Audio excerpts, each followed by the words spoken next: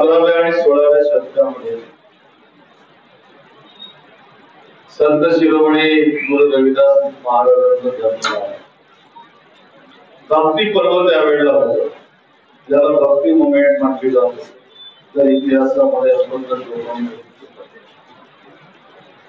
आणि त्या भक्ती मुवमेंट मध्ये गुरुदेव सामील झाले. त्यांचा जन्माचा उत्तर प्रदेश मधला आणि अत्यंत मधुर वाणी, उत्कृष्ट असं व्यक्तिमत्व. म्हणजे त्यांच्याकडे बघितल्यानंतर कोणी त्यांच्या चरणी लोटांगण घेईल अशी त्यांची काठी होती. केवळ त्यांना लोक संत रविदास म्हणून ओळखत नव्हते, ती उपाधी त्यांना मिळाली. पण त्यांचे अनेक नाव आहेत. म्हणजे ते असे संत आहेत की त्यांना कुठे रविदास म्हणतात, कुठे रघुदास म्हणतात, कुठे असे अनेक नाव त्यांना प्राप्त आहेत. आणि त्यांचं जर जसं सांगितलं की गुरु ग्रंथ साहिब मध्ये त्यांची 41 डोळे त्या ठिकाणी जोडले आहेत. होय खरं, परंतु अनेक लोकांना कल्पना नाही की एवढंच नाही आहे, खूप काही आहे. म्हणजे आपण जर आपल्या महाराष्ट्राचा संत साहित्याचा अभ्यास जर केला तर संत नामदेव, संत ज्ञानेश्वर, संत तुकाराम यांच्या सुद्धा पर्वचा विचार जर आपण केला तर या सर्व साहित्यातून आम्हाला जे शिकवलं जातं ते प्रेम आणि मैत्री आणि एकता, हे 3 घटक त्या ठिकाणी अत्यंत महत्वाचे आहेत. आणि जर तुम्ही आठवाल, आपण जयंती एखाद्या महापुरुषाची का साजरी करतो या ठिकाणी, तर त्या महापुरुषाने समाजाला आमच्या काय दिलं त्याचा एक आढावा घेतो आपण, रिव्ह्यू घेतो. आणि त्यांचे जे विचार आहेत जे त्यांनी जगाला दिले ते आता आमच्या नवीन पिढीमध्ये कसे रुजवायचे या दिशेने या ठिकाणी वाटचाल. मुलगी आता मोठी झाली. मला आठवतं की दयालू सोसायटी मध्ये निवडणुकीच्या प्रचारामध्ये मी एका घरी गेलो आणि त्या ठिकाणी मीना मला दिसली. तिथल्या लोकांनी मला सांगितलं की नवीन नवीन मुलगी आमच्या वस्तीत आलेली आहे आणि सुंदर चांगली बोलते, पटपट बोलते. आणि मग ती भेटायला ती सांगितली स्टोरी तुम्हाला. तर मग मी तिला विचारलं की तुम्ही सगळे अनुसूचित जातीमध्ये येत आहे खरं आहे, परंतु तुम्ही लोक विखुरलेले आहात. तर बेटा कुठेतरी आपल्याला या सगळ्यांना जोडावं लागणार आहे, एकत्र आणावं लागणार. आणि एक दिवस येईल की तुम्हाला वाटेल की आम्ही सगळे एकत्र आहोत आणि एक चांगली संघटना या ठिकाणी उभं होईल आणि त्यातून आमच्या समाजाच्या विकासाचे नवीन दालना या ठिकाणी होतील. आणि तिने ते ऐकलं. आज गुरुजी तुम्ही म्हटलात की आमदार प्रश्न विचारत नाही, बोलत नाही, काही कळत नाही. जिथं उभं राहून मी या ठिकाणी बोलतो आहे ती आमदाराची देणं नाही, दुसरे कुणी दिलं नाही. असं नाही की सर्वच आमदार हे बोलतात अशाचा भाग नाही. परंतु माझा जर तुम्ही सगळे माझ्याबद्दलची माहिती जर घेतली तर तुम्हाला लक्षात येईल की अनेक प्रश्न मी विधानसभेत विचारतो आणि ते आमचे अस्त्रशस्त्र असतात.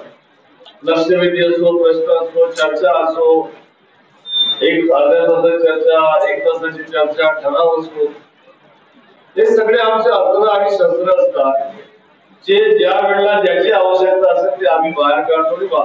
त्याचं काम त्या निमित्तानं समाजाचं भलं कसं होईल हे या ठिकाणी करण्याचा आम्ही प्रयत्न करतो. एक महत्वाचं या ठिकाणी लक्षात घेतलं पाहिजे की जी शिकवण आम्हाला गुरुजींनी दिली ती शिकवण काय आणि त्या शिकवणीचा सध्याच्या घटनेमध्ये कसा उपयोग होऊ शकतो. आज जर आपण देशामध्ये पाहिलं तर सर्वत्र संविधानाची चर्चा आहे की नाही? जो तो म्हणतो की भारतीय संविधान याची सुरक्षा झाली पाहिजे, त्याचं अमुक झालं पाहिजे, त्याचं अमुक झालं पाहिजे. आणि काही लोक तर असेही बोलतात की संविधान हा जो आहे हे डॉक्टर बाबासाहेब आंबेडकरांनी दिलं म्हणजे दलितांचं संविधान. पण तसं नाही आहे. हे संविधान बाबासाहेब आंबेडकरांनी लिहिलं हे जेवढं सत्य आहे, जेवढं खरं आहे, तेवढंच हे खरं आहे की बाबासाहेबांनी या देशाचा विचार, या देशातल्या थोर महात्म्यांचा विचार हा संविधानात उतरवलेला आहे आणि ते संविधान आहे. 26 नोव्हेंबर 1949 साली परमपूज्य डॉक्टर बाबासाहेब आंबेडकरांनी हे संविधान या देशाला अर्पण केले. 30 नोव्हेंबर 1949 ला राष्ट्रीय स्वयंसेवक संघाचं नियतकालिक आहे, ऑर्गनायझर. त्यामध्ये एडिटोरियल लिहून येतं आणि त्या एडिटोरियल मध्ये लिहिलं जातं की या संविधानामध्ये काही भारतीय नाही, काही भारतीय नाही, कारण या संविधानामध्ये मनुष्य श्लोक नाही. आता म्हणून कोण आहे काय आहे आपल्याला माहिती आहे, चांगल्या पद्धतीने ती सांगण्याची गरज नाही.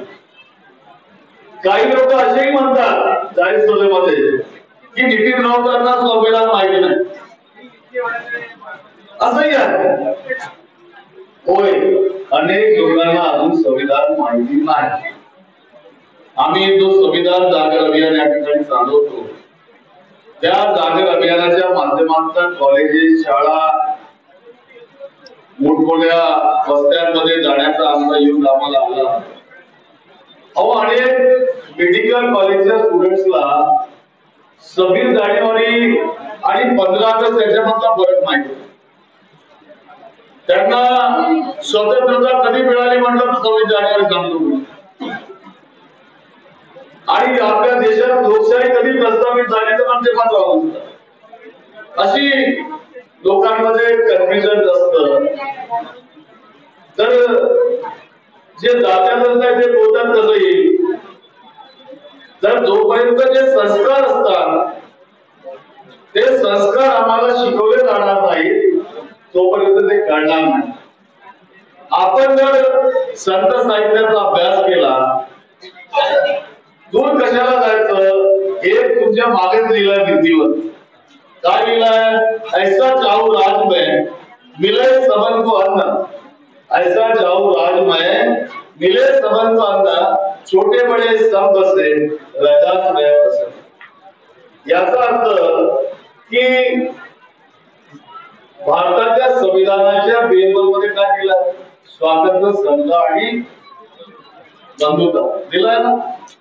आणि या ठिकाणी ऐसा चाहू राज मुझे कैसी सरकार चाहिए, कैसा देश चाहिए जहां सभी को अन्य मिले, सर्वांना जीवन मिळे, एक वेळचं जीवन मिळालं. लहान असो मोठा असो, गरीब असो श्रीमंत असो, गोरा असो काळा असो, यांना एक सारखं वागणूक दिली पाहिजे. तेव्हाच रविदास प्रसन्न होतील. याचा अर्थ काय की संविधानामध्ये हे आलेलं आहे की नाही, तर अनेक बाबी आहेत.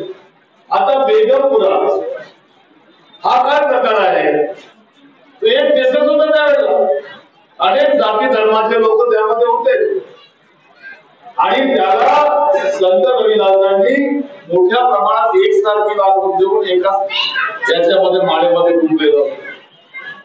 जर मी खोटं नसेल तर तुम्ही मला कळेल करा.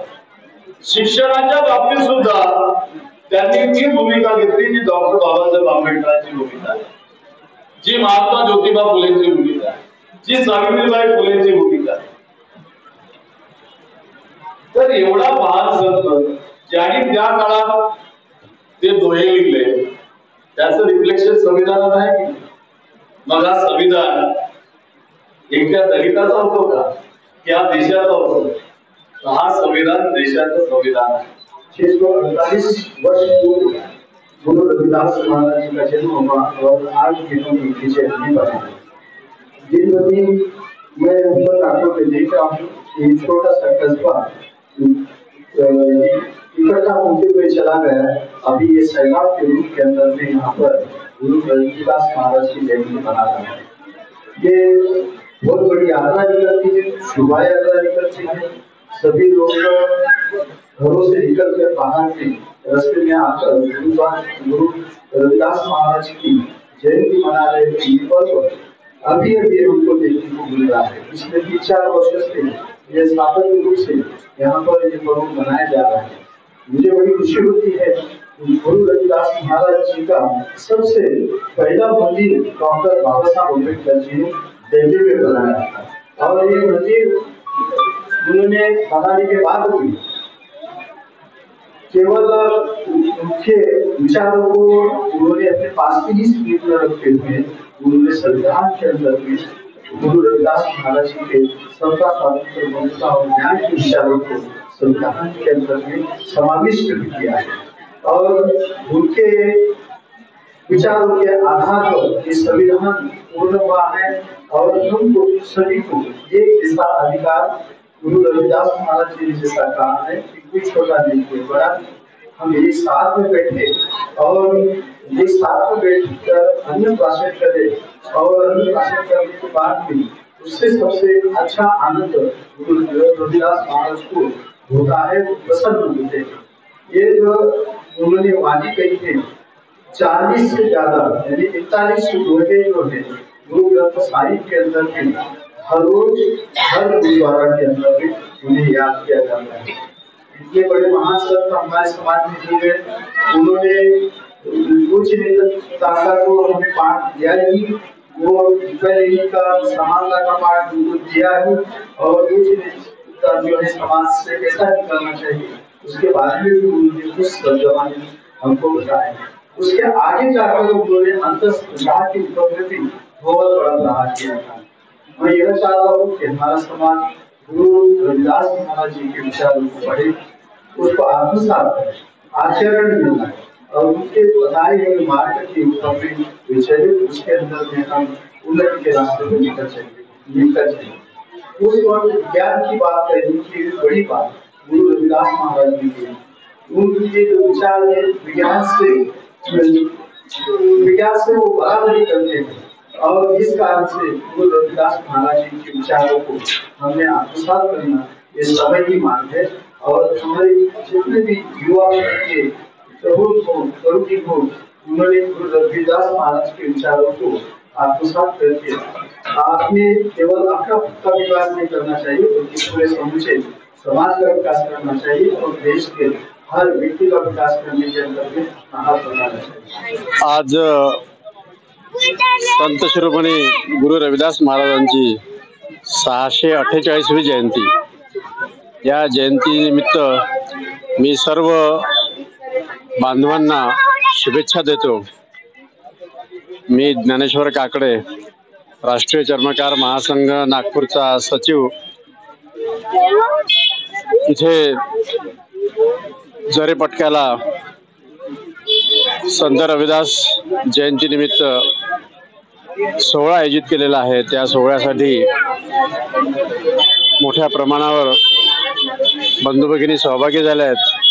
सर्वांचं या ठिकाणी मी स्वागत करतो। संत रविदास छात्रालय, संत रविदास सांस्कृतिक सभागृह, हनुमान नगर, नागपूर येथे 19 फेब्रुवारी 2025 ला सकाळी 11 वाजता संत शिरोमणी रविदास जयंतीचा कार्यक्रम आयोजित केलेला आहे। त्यासोबतच उपवर वधू आणि पालक परिचय मेळाव्याचा सुद्धा कार्यक्रम आयोजित केलेला आहे। या कार्यक्रमाला सुद्धा चर्मकार समाज बांधवांनी आणि उपवर वधूंनी, पालकांनी मोठ्या संख्येने उपस्थित राहावं। संविधानाला 75 वर्ष नुकतीच पूर्ण झालेली आहेत। या संविधानाचं जे मूलतत्व आहे ते जसं तथागत गौतम बुद्धाच्या विचारामध्ये आहे तसंच ते संत रविदासाच्या विचारामध्ये सुद्धा दडलेलं आहे. संत रविदासांनी त्या काळामध्ये सांगितलं, ऐसा चाहू राजमय जहां मिले सबन को अन्न, छोट बड़ो सब सम बसे रविदास रहे प्रसन्न. या देशामध्ये समतेची जाणीव त्या काळामध्ये 14व्या 15व्या शतकामध्ये गुरु रविदासांनी या देशातील जनतेला दिली आणि ती समतेची भावना आपल्या संविधानामध्ये बाबासाहेबांनी अधिकाराच्या रूपात आपल्याला दिली आहे.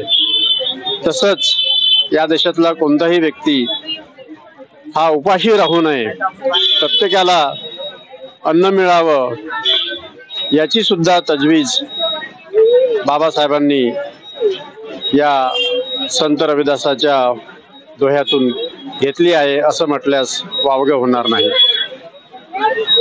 या संविधानाच्या अमृत महोत्सवी वर्षामध्ये राष्ट्रीय चर्मकार महासंघातर्फे संविधान जागर अभियान सुरू आहे. आम्ही समाजाच्या घरोघरी जाऊन संविधान पुस्तिकेचं वाटप करत आहोत आणि त्यांना संविधानाचं महत्त्व समजावून सांगत आहोत. ही बाब सुद्धा राष्ट्रीय चर्मकार महासंघाला भूषणावं आहे. माझे नाव लीलाधर गोविंदराव कानोडे, राष्ट्रीय चर्मकार महासंघ महाराष्ट्र राज्य सचिव, प्रदेश सचिव म्हणून काम बघत आहे. आज श्री संत रविदास महाराज, काही ठिकाणी रोहिदास महाराज, रविदास महाराज असं संबोधले. विश्वगुरु संत शिरोमणी गुरु रविदास महाराज यांची जयंती पूर्ण विश्वात आज साजरी केल्या जात आहे. तर या जयंती निमित्त सर्व भाविकांना मी शुभेच्छा देतो आणि त्या जयंती निमित्त सर्व जगातील विश्वातील जी ही 41 ज्या शाखा आहेत त्यामधून ग्रंथ साहेबांमध्ये त्या निमित्तानं आपल्याला दिसते आहे. या शाखा जर त्या